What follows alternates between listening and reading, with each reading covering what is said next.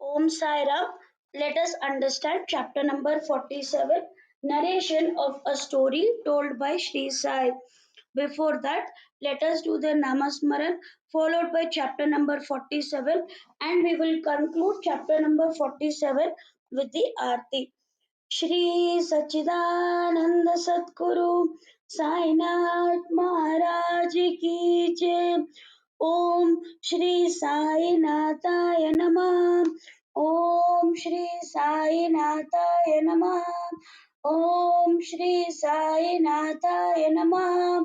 ओम श्री साईनाथाय नमः। ओम श्री साईनाथाय नमः। ओम श्री साईनाथाय नमः। ओम श्री साईनाथाय नमः। ओम श्री साईनाथाय नमः। ओम श्री साईनाथाय नमः। Om Sai Ram. Chapter number 47, narration of the story told by Shri Sai. I bow down to Shri Ganesh, I bow down to Shri Saraswati, I bow down to the Guru, I bow down to the family deity, I bow down to Shri Sita Ramachandra, I bow down to Shri Satguru Sainath.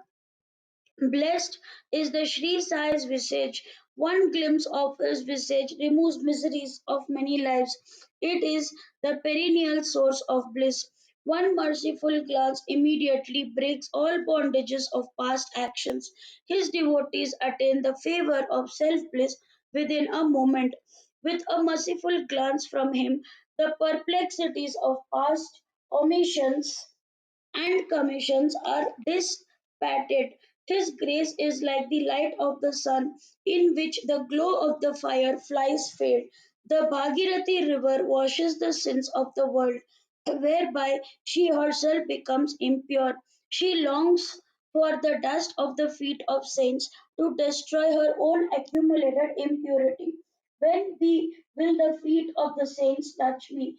When will they come to bathe me? Without them, my sins will not be cleansed. She definitely knows that. Samartha Sai is the crest jewel of such saints. Knowing that these are his words, devoted and virtuous people hear this purifying story with great reverence. The greatness of the story is marvelous. The bonds of karma of the listeners, whether they are wise or ignorant, will be broken. This is the very holy story. The faculty of the vision of all eyes and the faculty of hearing of all ears is Sai. He himself has entered my heart and narrated this story. Sai is himself eminently learned. Hearing the marvel of this story, the listeners will forget their ego and will be filled with the eight sattvic feelings, paying attention to the intent of the story from Sai. Keeping an eye on the moral, listeners will achieve the object of their endeavors. But listeners, hear my plea. Though I am the narrator of this story, I will be as vacuous as you are, not having understood the essence if I do not concentrate. When I remember his love for his devotees, my mind forgets its nature and I am at peace, notwithstanding the problems of the worldly life. What greater benefit could be there? Listen to this story with attention, which is connected with the previous one. Listening to the story without interruption will bring satisfaction. In the end of the previous chapter, the listeners heard stories of the goat and Baba's love for them on remembering their past life. This story is similar to it about how the intense greed for money leads to downfall. Listen to it with concentration. It is only Sai, with his utmost grace, who suggests the story one after the other so that there is no break for the listeners and increases happiness and contentment. Sai Samartha himself is the story and the narrator and the narration. Why and how is Hemat here? It is only the assumed name. When I am sitting on the shores of the ocean of, of Sai stories, how can there be a shortage of them sitting under the wish fulfilling tree? No sooner the wishes arise than they are fulfilled. Who worries about a lamp in the abode of the sun? One who drinks the nectar regularly, would he drink poison? When there is someone like Sai as our protector, can there be shortage of nectar of his stories? Savor them to your heart's content with pleasure. The doctrine of karmas is incomprehensible. No one is able to understand it thoroughly. Even the wise ones are baffled, but the devoted, ignorant ones are saved. Similarly, the laws of God are difficult to be understood. Who can transgress them? All we do is to follow the code of conduct of the world and do one's duties always. Otherwise, it will be completely against the scriptures. And after death, one is reborn in the form with which is in accordance to the actions of in his life, in accordance with the deeds done in the confirmation with the sacred law. Some, along with the seed and semen, enter the organ of creation, while some enter static entities. Births verily take place in accordance with one's thoughts. The real meaning of Shruti, which is sacred law, is not known to anybody. If there is a rebirth, let the soul take it as it likes. In order to be born again in a body, foolish and ignorant people should bear in mind that it depends on one's merits and they will acquire their bodies accordingly. Consider him to be wise who, before death, in order to achieve self realization, fully utilizes the human birth. He alone is free from worldly existence. Others get entangled in the moment of worldly, never becoming free from the body or the miseries of birth. Now, the miracle story is that the evil feeling that I am the body is erased and the eight sattvic emotions are aroused. He who is a great miser, in spite of immense wealth, his life can only invite scorn. Till death, he will experience a wasted life. Added to it, if there is a feeling of enmity, it will never be good. Restrain and control yourself from that. Otherwise, it will destroy a person's life. Mutual enmity causes one to fall from a higher state of life to a lower. Natural evolution of life is destroyed by death, animosity, and murder. I therefore shall narrate for the of the listeners a story elucidating this principle told by Sai himself in his nectar like speech. Listen to it attentively. I am going to repeat the story exactly as Sai narrated it, and I heard it and remember it. Sai himself is the biographer who gets the story written down in detail. Hemad is only an instrument of whom Sai is the controller. One day in the morning, around 8 o'clock, having breakfast as usual, I set out for a walk. Feeling tired from the walk, I reached the river bank. I washed my feet and bathed, which refreshed me. And how big was the river? It was the size of the river in Rahata. There was overflowing water, and bushes grew abundantly on the banks. There was a footpath and also a road for vehicles. On the banks there was a thick cluster of trees which provided excellent shade. There was a cool and soothing breeze which delighted me. Gazing at the cluster of trees, I sat at ease in the shade. As I was about to fill the chillum and for the purpose to moisten the cloth, I heard the croaking of what seemed to be a frog. It was no wonder that there are frogs always near the water. So I moistened the cloth and returned the and took the flint in my hand. When a spark arose from the striking the flint, and the chillum was lightened and ready. A wayfarer came and sat near me. After bowing to me respectfully, taking the chillum in his hands from me, he said, "You seem to have traveled a long distance. The masjid is far from here. It will become hot by the time you go there. My house is across the river. Let us go there after smoking the chillum. You have had something to eat and rest in a while there. Then, when the sun goes down a little, you can return comfortably. I will also come with you. After speaking thus, the wayfarer lit the chillum and gave it to me to puff with reverence. At that time, the frog began to croak loudly and piteously, whereupon the wayfarer asked who was crying out. Then I said, a frog got in with great difficulty at the river bank because of its past actions. Listen, I will narrate its story. We have to reap what we sow in our past life. One should endure one's destiny calmly. There is no use of crying about it. After hearing this, the wayfarer handed over the chillum in my hands and set on saying, I will go and see and return. Is it really a frog or some other creature? Let me see also for myself what is the problem. Seeing that this was what he wished and said, go and see and return. A frog had been caught in the mouth of a big snake, and that is why it is crying. Both are wicked, and the deeds of both of them have been dreadful. The sins of the past life have been terrible, and they have been born in the form of existence to suffer the fruit of their action. After I gave this opinion, the wayfarer went to the spot and returned. After seeing what had actually happened, he confirmed the true situation. The snake is deadly with a large jaw. The frog too is frightened but is going to be eaten by the snake. He had an existence for a short while, but he had become an offering in the snake's mouth. What a strange fate! Sooner he will no longer exist. Then I said to him, how can he kill him? After all, I'm its father here. Why should I be here then?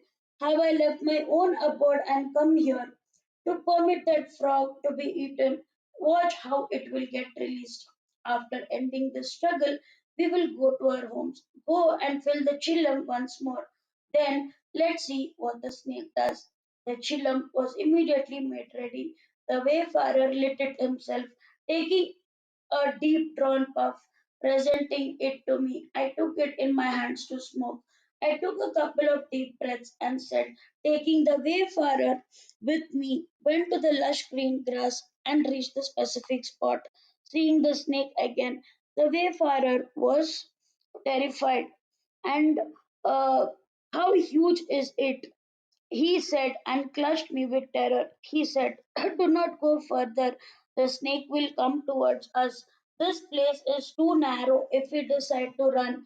No, do not go there. Seeing this scene, the wayfarer was afraid for his life. Then hear this advice in respect of enmity of both. O Veerabhadrappa, hear not the enemy. Basappa yet repented, though he has been born as a frog. You too, though born a snake, still maintain bitter and mortal enmity. At least now be ashamed. Give up your enmity and remain in peace. No sooner than these words were uttered, the snake left the frog and fled by quickly entering into deep waters. He disappeared from there, escaping the jaws of death. The frog was rebounding jump went to hide into the thicket. The wayfarer was filled with surprise. He said, I do not understand anything. No sooner than you spoke, how did the snake release the frog? And how did the snake too hide himself? Out of these, who is Veerabhadrappa and who is Basappa? The wayfarer asked the reason for enmity and said, please tell me about it. Very well, let us go and sit in the shade under the trees and smoke the chillum again. He said, then I will satisfy your curiosity and afterwards go back to my place. We both came nearer, and the trees where the shade was dense, a cool, gentle breeze was blowing. We again lit the chillum. The wayfarer smoked its first and handed it over to me. While smoking it, I took this beautiful story to the wayfarer. There existed a holy place, some 2 or 3 kos away from where I lived with which is an ancient and full of glory. There is an old dilapidated temple of Shiva there, where everyone thought of renovating. For that purpose, a large contribution was raised, a good amount was collected, arrangements were made for worship and other rites, and detailed plans was made. A rich local man was appointed as a manager there. The monies were handed over to him and he was put in full charge. He was to keep a separate and independent account and to enter into the cash contribution that was collected. He was to do this work without fail and honestly, but he was a great miser by nature. He did the work in such a way that he had to bear no loss. Therefore, the work could not be completed. The whole amount was spent, but the work was only half done. He did not spend his own money, not even a farthing. Though he was a big money lender, he was miserless incarnate. He spoke sweetly, but those sweet words falsely did not put them into action. The people who had contributed funds gathered at his home and said, "What is the use of your position as a wealthy man if you do not solidly and financially support the the renovation of the Shiva temple? How will the work be completed? Think of this. We will appeal once again to the people and collect more contributions. We will send all the money to you. See that this work is completed." Further monies were collected and handsome amounts were received, but they did not put it to use at all. The rich man sat quietly. So be it. After some time, the Lord decided to take the matter in his own hands. The rich man's wife had a dream vision at that time. "At least you should wake up and act. Go and build the dome of the temple. Neelkant will give you 100 times more the amount that you spent." Next day, she described in detail the dream vision to her husband. For him, who felt that it was the end of life to spend even a farthing, this was more upsetting. For him, who thought only of amassing money day and night, he had no other purpose in life. The meaning of this dream vision, which involved unnecessary spending of money, of that, how could he be convinced?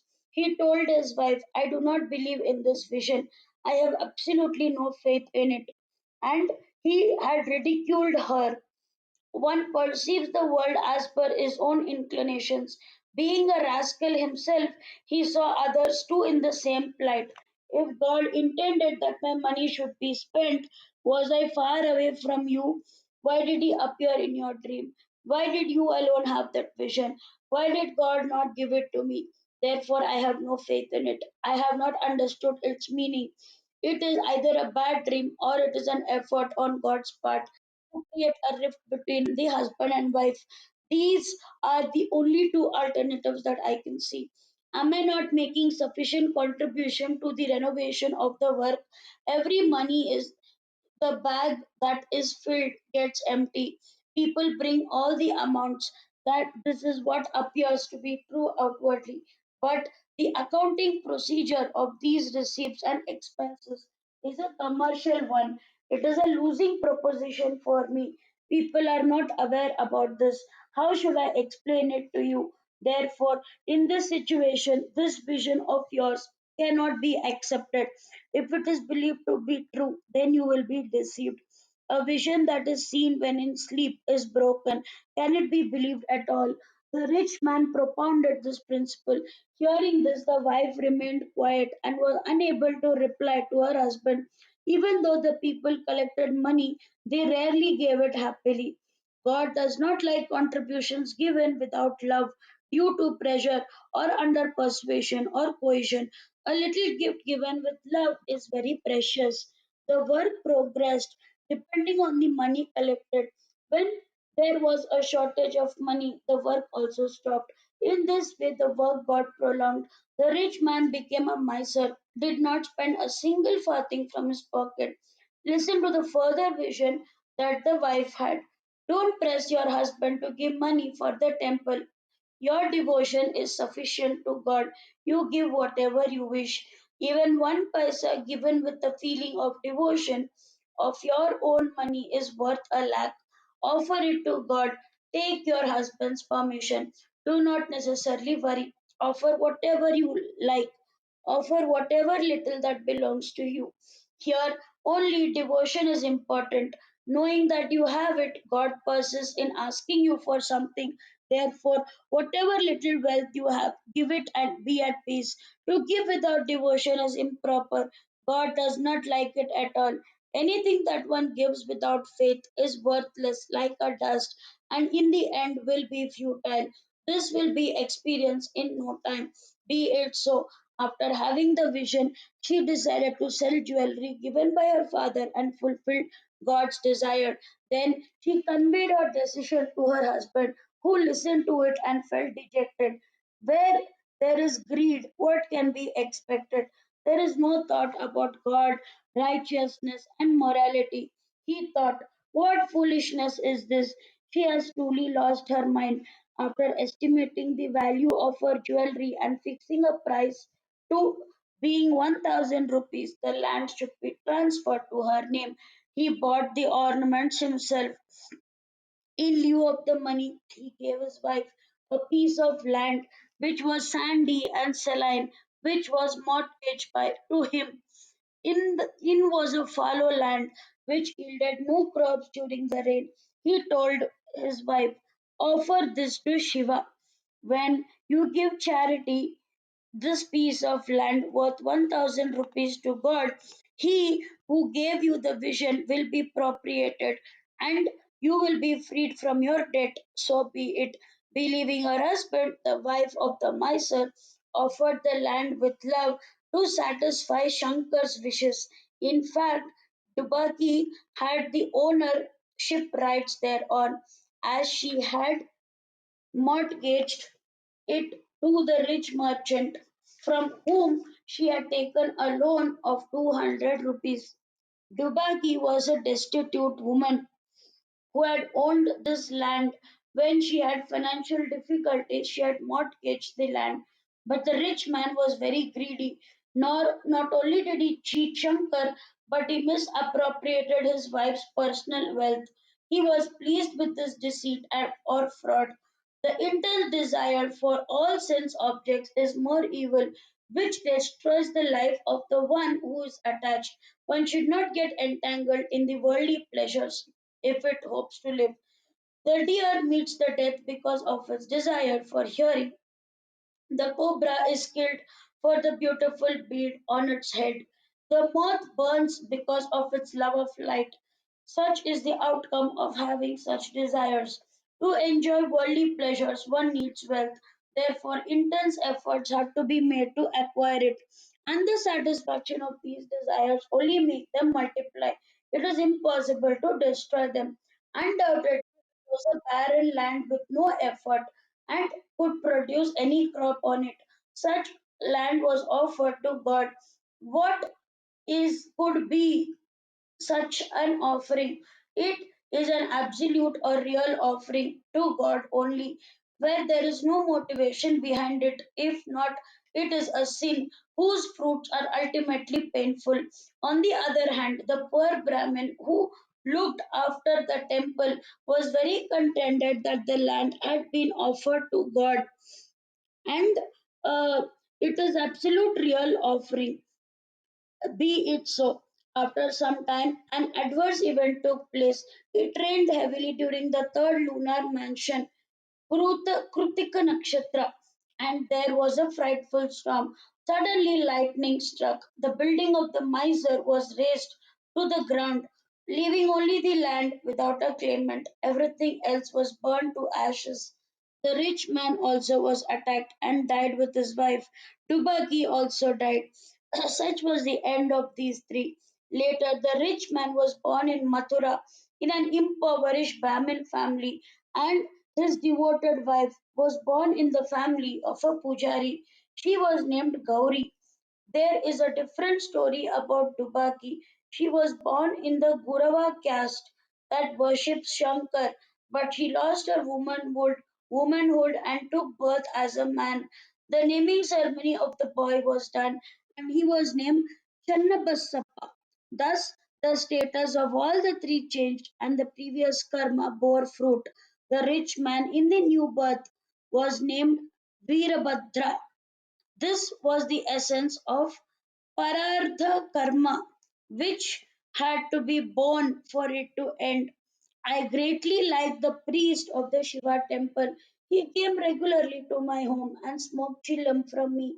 Then we would chat away happily the whole night. Gauri had grown and he used to bring her along also. She too was devoted to me. One day the priest asked me, I have searched all the places, but I have not been able to fix her anywhere. Baba, I have got exhausted for looking for a good home. All my efforts have failed and I have got tired. Why are you unnecessarily worrying?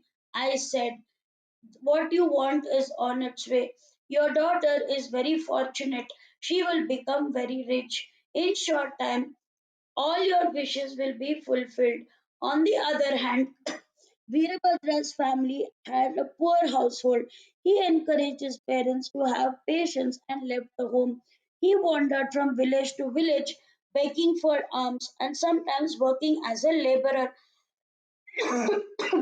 He would sometimes eat only whatever he got and remained contented with that.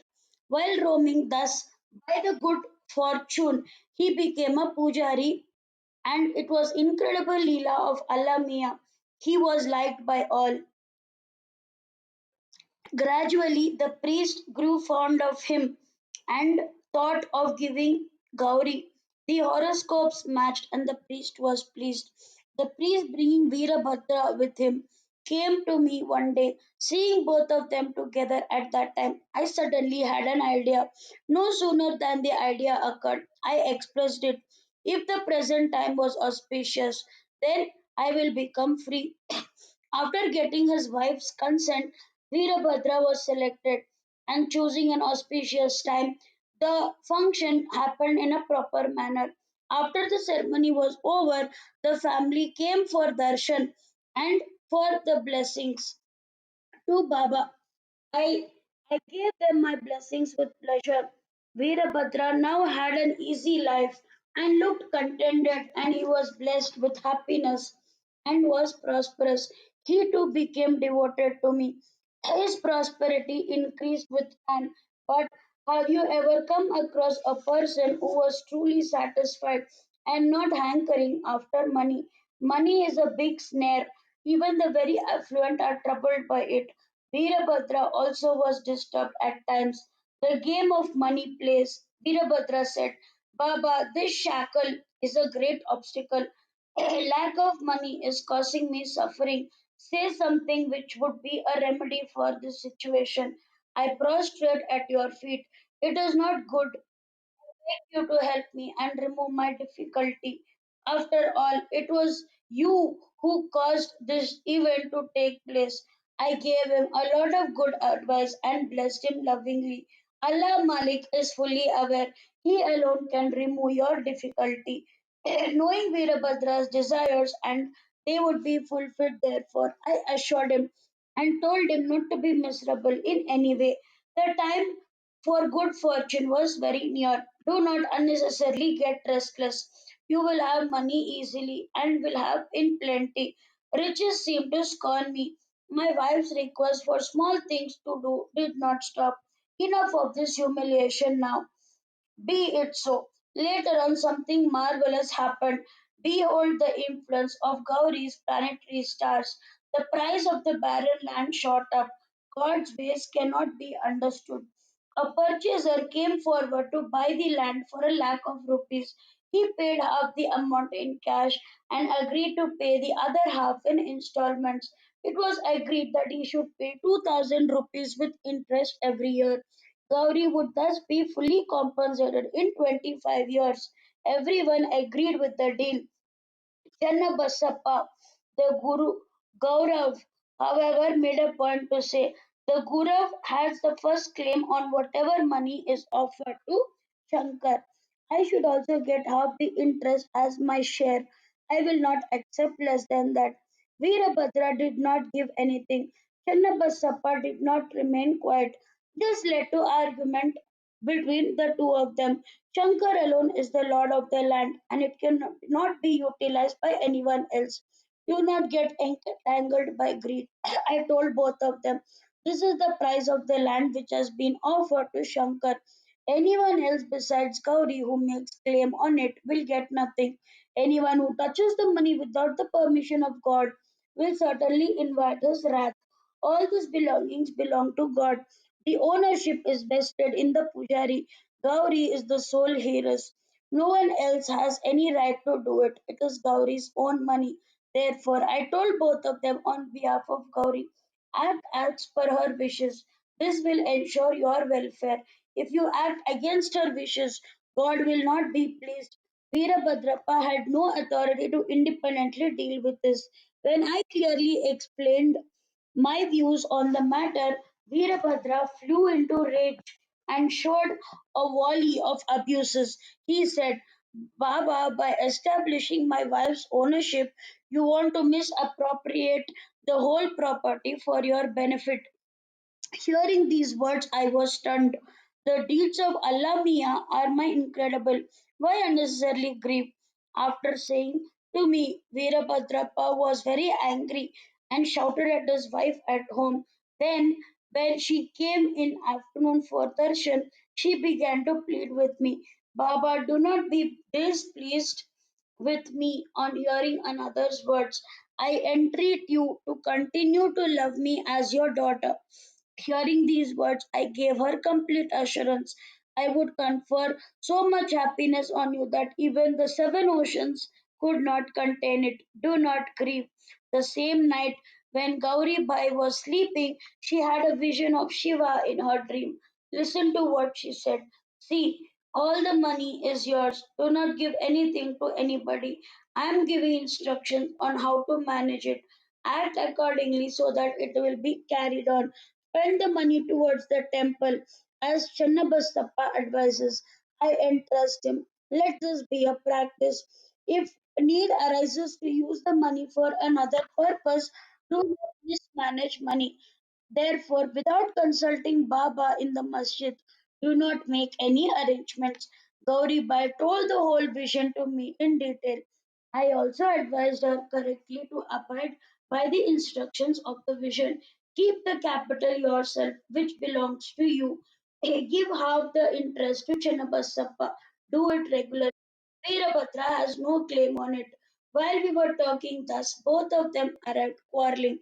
I tried very hard to try to counsel them to keep them calm. I told them in detail the vision of Gauri Bai had of Shankar.